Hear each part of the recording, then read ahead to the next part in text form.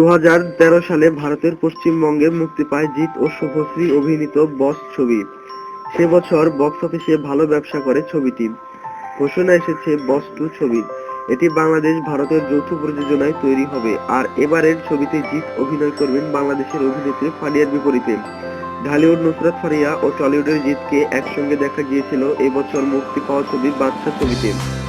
বস 2 হবে এই জুটির দ্বিতীয় ছবি, কারণ পুরো বাদশা টিমটি এই ছবিতে কাজ করবেন। এরই মধ্যে ছবিতে অভিনয়ের জন্য চুক্তিবদ্ধ হয়েছেন নুসরাত ফারিয়া। বস 2 ছবির কলকাতা অংশের পরিচালক বাবা যাদব।